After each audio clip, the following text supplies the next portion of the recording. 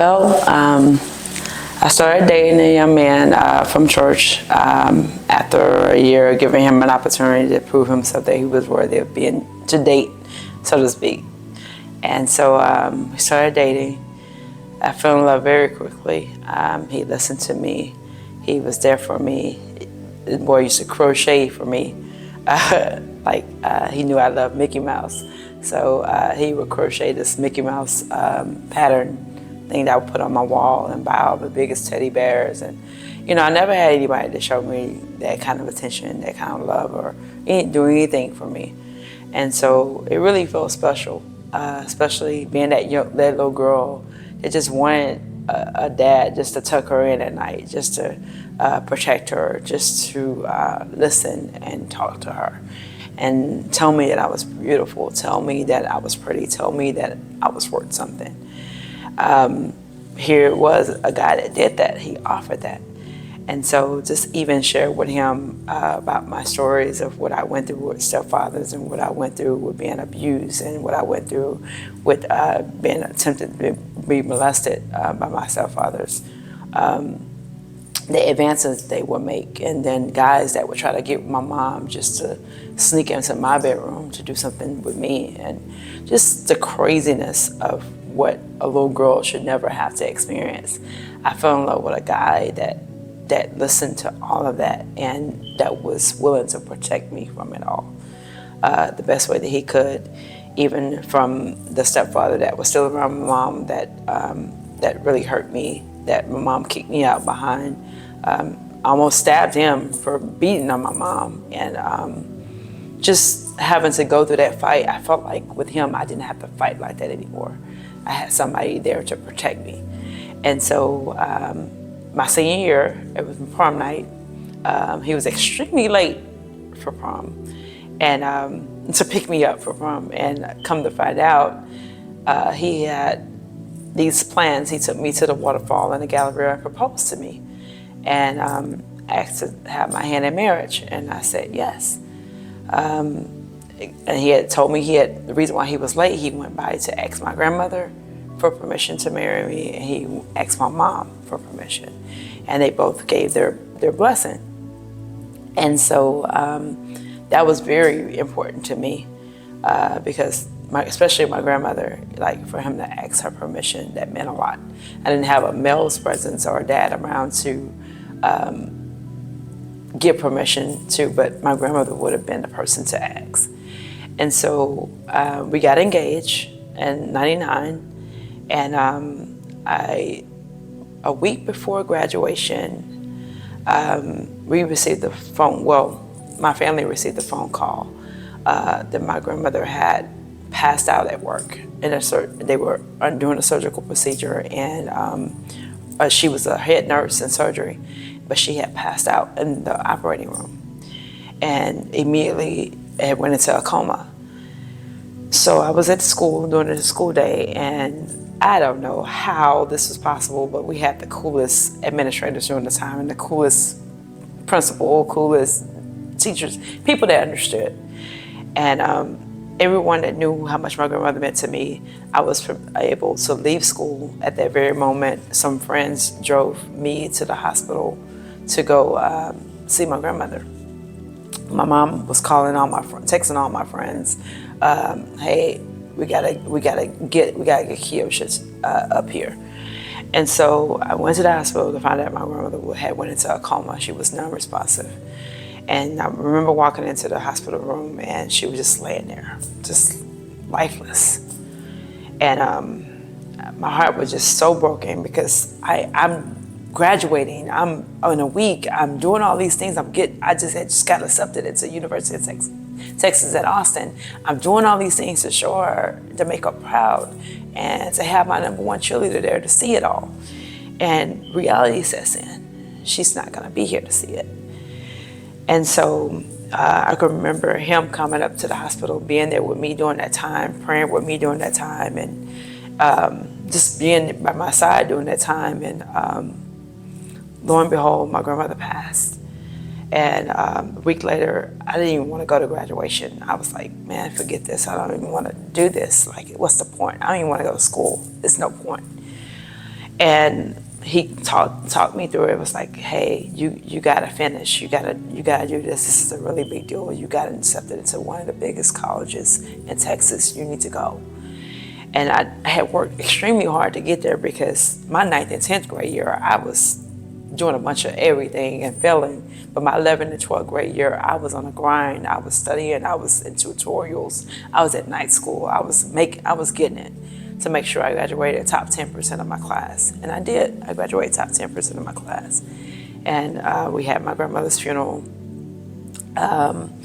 Graduated. I was so, on my graduation day, I was a little disappointed with my mom. She would start dating this guy, and he only was able to have visits on the weekend. And here was my day, my big day, and all I can remember, Mom was saying, hey, I'm gonna be a little late. I gotta go see him at the prison. And I'm like, no, you, what? Like, you putting another Negro before me, your daughter? And so I was just so angry with her. Here it was, I already had lost my grandmother, and I'm still losing my mom in the process. So I could remember Miss Berkeley, my choir teacher, she gave me an opportunity to do ASL, American Sign Language, of the song, the class song that we were doing. And but the storm is over now. And lo and behold, that song was my life. It was continuous storms, and this storm is over now.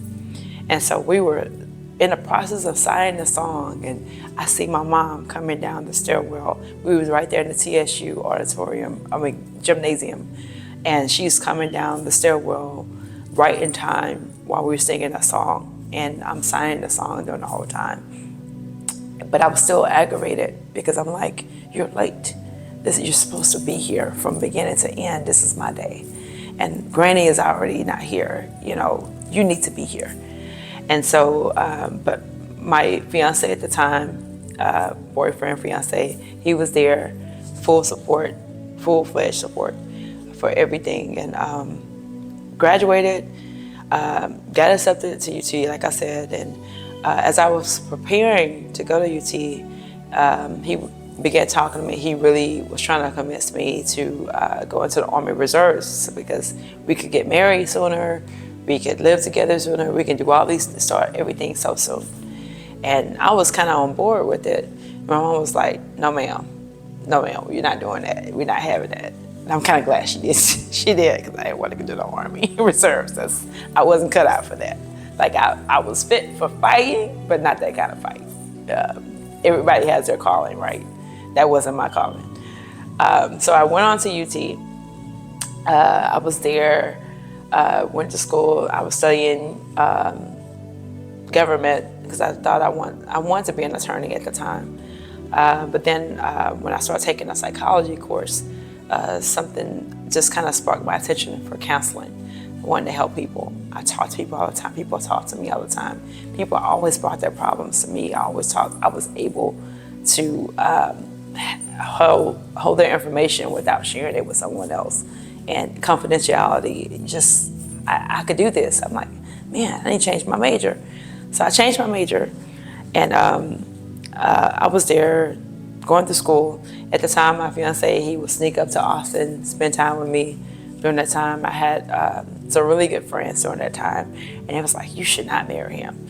And I'm like, y'all only see this side of him. Y'all only see that part. And I just like, he's still a good guy. He is the first guy that really showed me that he loved me, that really showed me he cared about me, that I felt protected, I felt safe. So I thought, well, during that time, he going back and forth, we kept breaking up and getting back together, breaking up, getting back together. It was always some girl that caught his attention. It was always some girl texting him.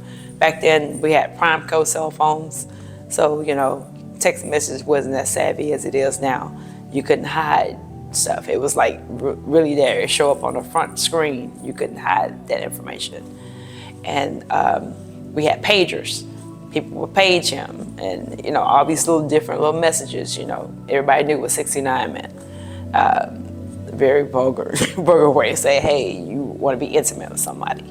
So just finding out about a lot of those things, I was very heartbroken. But we was off and on, and I was like, this is the guy that got permission from my grandmother. This is the guy that got permission from my mom. I gotta give him a chance. And watching what my mom went through, watching what my grandmother went through. My grandmother used to get suffered a lot of domestic violence from my grandfather. And I watched him beat her until she was blue in the face. And my grandmother was a lot lighter than me. She was very, very light. Like she could pass for a Caucasian woman, so to speak. But it was like, okay, give it a chance. At least he's not hitting on me. At least he's not beating on me, right? Well, I recall while we were dating and still engaged, he got so upset with me, he choked me. And basically just told me that hey, we gonna be together. And so I was like, okay, hey, we don't have to go that far. We don't do all of this. So we pushed through that. I forgave him for that. He begged me, cried, and said he was sorry and that he would never put his hands on me again, that kind of thing. Well, I would come home often to spend time with him. Sometimes my mom didn't even know I was in town. I'm not glad to say that, but I used to sneak in Houston just to be spending time with him. And we were intimate while we were engaged. And I can remember sometimes when I would come home, my mom would be at work and my brother would be at home. So my mom gave him permission that he can come over to our apartment. At the time we moved back to the Aristocrats, and I was back with my mom during this time. And so we moved into the Aristocrats. When we was in the Aristocrats or whatever, one night we got into this heated argument while we were engaged. And he said some things to me and I said some things to him or whatever. And he kind of grabbed me and just like he was about to get ready to do something to me. And I was like, you know what? This is not going to go down like this. And I'm like, I'm not about to fight with you. And so I barricaded myself into the bathroom. And he kept trying to break into the bathroom. And my little brother, he didn't know what to do. He's like, I can't fight this big old dude. But hey, can you just leave? Can you just leave? And so I cried. And I begged my brother, please don't tell my mom. Please don't tell my mom. Because I knew my mom found out that was going to be it to us being engaged together, whatever. So no one ever knew. And so we broke up again. And then we decided he started doing some of the things and whatever, and I started doing my own thing. And I just felt like, here I am, I'm nobody, that he doesn't care about me, I'm rejected all over again. I'm like, I'm tired of feeling this way. So I started getting very, very, very promiscuous in college. I just started saying, you know what, I'm tired of guys treating me any kind of way. I'm tired of guys just getting what they want. I'm gonna get what I want. And if I want to be intimate with you, I'm going to be intimate with you. And if I want to be around you, I'm going to be around you. That was just my attitude. And so I had this group of friends. We would go out to parties and to clubs and different things together. And we had a really good, close friendship to where nobody went anywhere by themselves. It was a safe space for all of us, the drinking, the hanging out, the dancing. We did it. And so with all of that, I had a really good friend that was like, something is going on with you. You need to get it together. And I heard him, but yeah, at the same time, I still had my mind made up. I was going to do what I wanted to do. And so during this time, I was like, I guess my fiance at the time, we kind of had broken up, but we were still kind of together, but not together. We was like a Gina and Martin relationship. That's what we called it back then. Like we'll fight, get back, make up, fight, make up. And during this time, I was like, maybe something is wrong with me. Maybe I don't have what it takes to keep him or for him to want to be with me. So I felt like being more promiscuous gave me some more skill sets to appease him, to make him want to be with me more. And I tried it. But I just kept going through the same old roller coaster experience where I would wake up the next morning and what did I just do? And I felt more and more of me disappearing, more and more of me just feeling less than, more and more of me just disappearing. Who is this person I was becoming? And I didn't like her. I love God, and I knew this was not pleasing to God. I felt so horrible, and empty. And I'm like, here I am trying to make my own way of trying to keep someone, and not knowing that's not the right way to even do it. I knew, but I didn't know. And so I just went ahead and I just kept doing it. Until one day I came back to my dorm room, and it was like all of the friends I was hanging around, all the friends I had been around, nobody wanted to talk to me. Nobody wanted to accept my phone calls. I had one girlfriend during the time, actual friend of mine that we were the closest of all the people in our group, but she just cold turkey just stopped talking to me. And one day when we were working together, and after work I was like, hey, can we talk? What's wrong? I need to talk to you. Like, this is my girl. We talked about everything, and she just did not want anything to do with me. And so I was at this point. I'm like, okay, God, what do I do? Here I am in college. I'm still catching a bus to go to church. I'm still going to church on Sunday, but I'm still doing all this stuff Monday through Saturday, just basically destroying myself, right?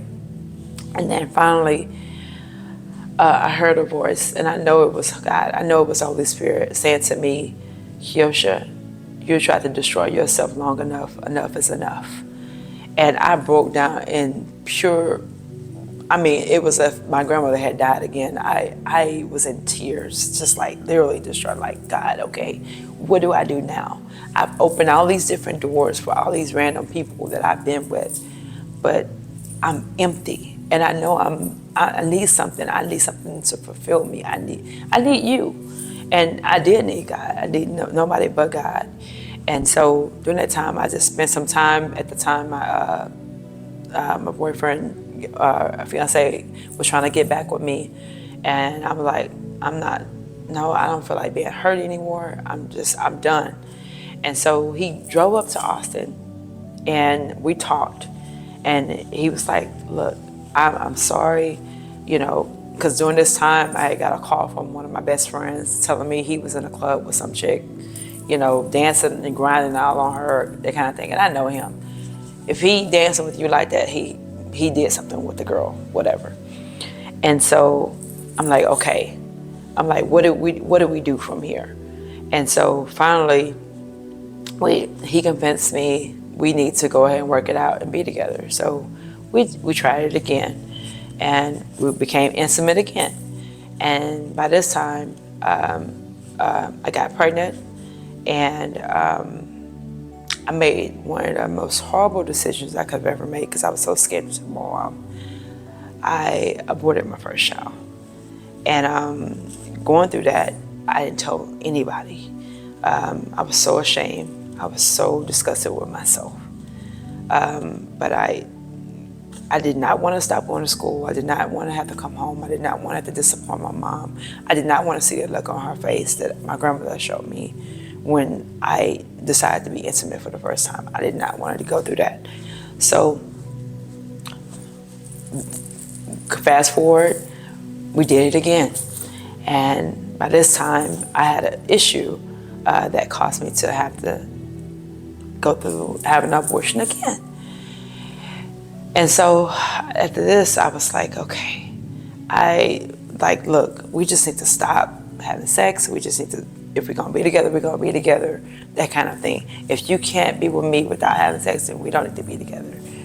And so going forward, I started focusing on school. I kind of started messing up in school, and was close to losing my financial aid because my GPA was falling. My grades were failing. And I said, okay, I gotta get on this. I didn't come this far to quit now. I didn't come this far to mess up everything that God had allowed me to accomplish this for. So then finally, he was on board with that. I was on board, and we had been doing so well with our relationship, the off and on with different random people, exes and other people, whatever. And he didn't know anything about what I had done. But I felt like, I felt so guilty about what I had done that it was like, I can give him grace. I can forgive him for that. Because I felt like I had done so much worse. So, by the third time, I got pregnant again. God said, not this one. You will not. And so, I'll never forget, it was Valentine's Day. It was the second year in college. And I called my mom on Valentine's Day and I said, Mom, I have something I need to tell you. And she was like, what, Keosha? And I'm like, Mom, I'm pregnant. And there was the longest pause, the longest quietness I've ever heard on the phone. And she just said, okay. She said, last year you sent me flowers. This year you gave me a grandchild. And so that was our little chuck and laugh about it. Because she wasn't so disappointed that I was pregnant. It was more so of, she didn't want me to have to go through the things she went through as a single mom and not being married, not having my education, not having my degree, all the different things that she strived to do that wasn't able to accomplish. So she was like, well, I guess you need to be packing up and coming home. And I'm like, well, Mom, I don't have to quit. I can keep going to school. I can make it work. We can make this work. And we already engaged. We just need to go ahead and get married. And, I had this major plan. And my mom was like, she wasn't having it. It's like, no, you're not about to do that by yourself. You coming home. And so I told my fiance at that time and told him, hey, I told my mom, we need to make arrangements for me to come home. So they helped me pack that end of that semester. I packed up. By this time, we had found out at the end of the semester, my mom needs to have a triple heart bypass. And so I had to go to the counselors of the school to tell them, because it was a program that we was a part of that allowed me to have smaller classes, classroom settings, and financial funding to go to school. And so when I explained to them everything that was going on, it was like, look, you could take a break from school. We'll hold your financial aid, not your financial aid, your scholarship or whatever. It won't be jeopardized, but just keep us posted of what's going on with your mom. And so I came home, and during that time I was at the latter part of my pregnancy. And my mom started taking care of her baby at that time, and she was wake me up early in the morning. It was like, no, this is what you need to do. She was teaching me everything I was going to do as a mom. She was like, I'm not going to do this for you. You're going to do it. This is your baby. You go take care of it. And so we spent 6 months. 6 months. I believe everything happens for a reason. And to this day, I'm so grateful that things happened the way it did. Because I did not know that would be the last 6 months I spent with my mom. I mean, she was teaching me how to care for the baby's sicknesses. She would teach me all the home remedies, the family remedies of how to get rid of colic, how to get rid of cradle cap, how to get rid of gas for the baby when a baby is crying, or if they have all these different little things that the baby might deal with. And so she spent all that time teaching me that, and at the same time, did not know that in 6 months I would be losing her.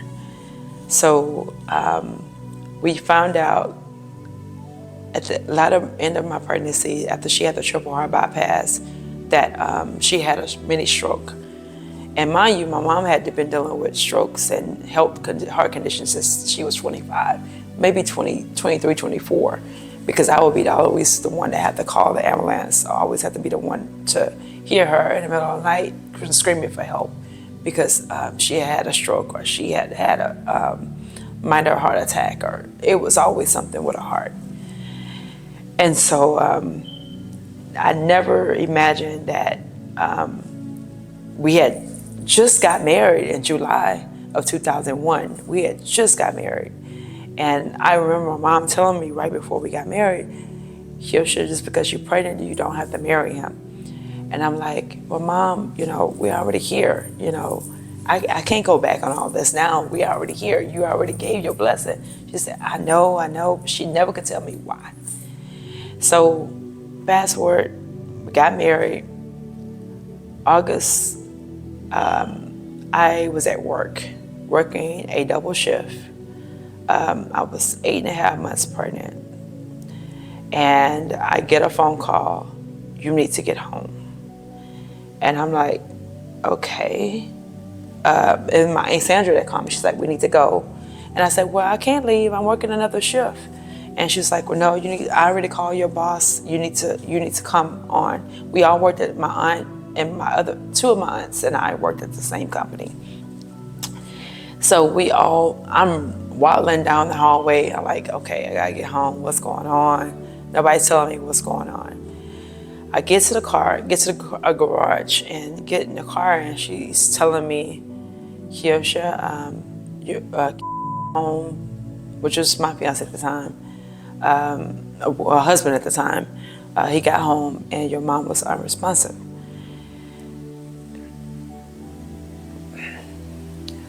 Everything stood still in that very moment, everything. I remember pulling up to the house. My mom had just got a house in '99, and that was her dream thing to have, and hadn't even really been able to really enjoy it because she had so many health problems. And we pull up to the house, everybody jumps out the truck, and I'm having the hardest time jumping out because of course I'm 8.5 months pregnant and my world is just crashing in the moment. And there's an ambulance and there's people standing out everywhere in the yard, and I'm like, how these people get here so fast? Like, how? What's going on? And all I see is my mom being pulled out on a stretcher, and my husband's coming out, like grabbing me, like put me in a car. Somebody put me in a car, and we're looking for my brother. He was out in the neighborhood somewhere, and they finally got a hold of him. He's 16 at the time, 15 or 16. And we got to the hospital. I never forget, before we even got to the hospital, we were riding right behind the ambulance. My aunt got in the ambulance with my mom, and I was in a car with my husband and my brother, and we were riding behind the ambulance, and we were going down Alameda, crossing over Reed Road, and I'm looking out the window, and all I remember is this deep breath. It was like I was taking the last breath of my mom.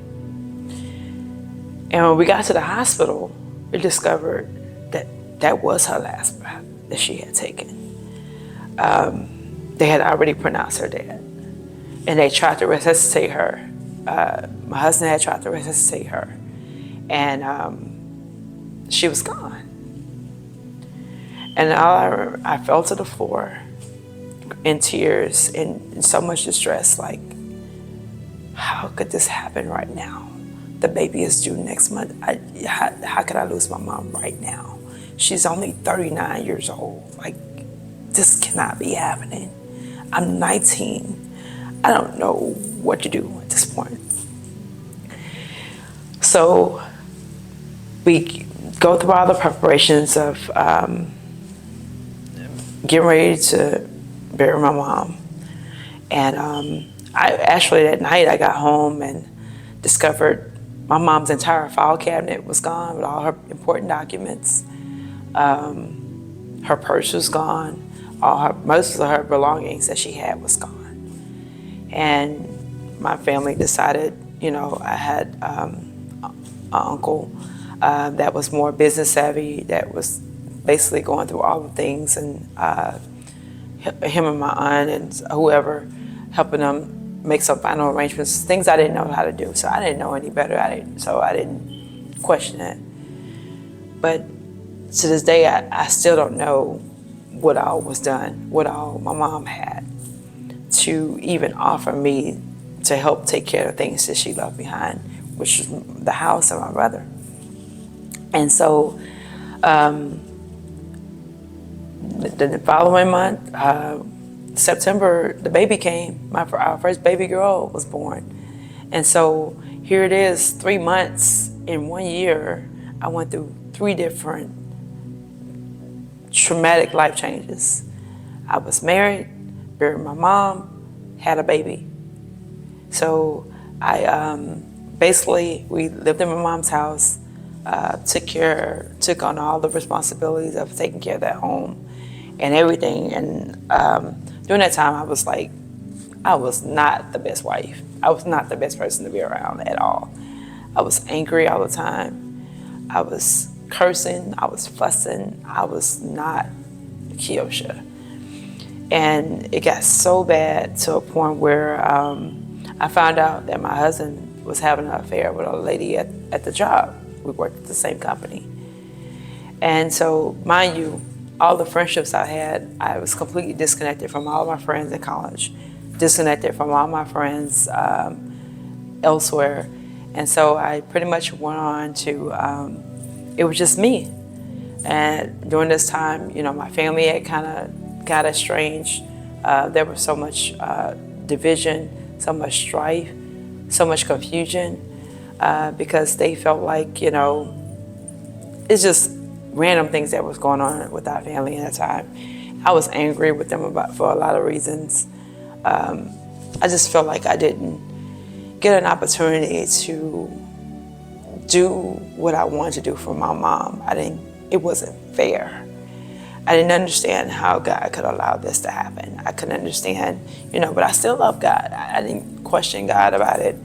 I just asked him to help me through it because I was a young mom and I anticipated my mom to be here. You know, matter of fact, she had asked my husband and I to move in with her to ensure that the baby would be cared for, to ensure that we had all the support we needed. And so we looking forward to this. We planning for this. We, you know, it's like, hey, you know, my mom was gonna be here, only to discover that she wasn't. So then when finding out that he had an affair, I was like, you know, it was like a tsunami came through. When I found out, it was one night his phone went off in the middle of the night. He was sound asleep. And a young lady was texting him, hey babe, you know, I really enjoyed you, this kind of thing. And I was like, no, I'm not that woman. I'm not her. And I just tapped him on the bottom of his feet and was like, hey, you gotta get up. You gotta get up. And I remember breaking up things, storing things, and I was like, you gotta get out. Like, this is not happening. He wanted to lie to me, make excuses, all this kind of thing. And then that next morning, I called his cousin and it was like, hey, come help me change the locks, you know, whatever, you know, because I couldn't call my family. I didn't want them to know. It was embarrassing because some of them was like, you shouldn't have married him anyway. And I didn't want that. So we come to find out, he called the counselor at the church. I called the same counselor at the church to get some counseling, like right away.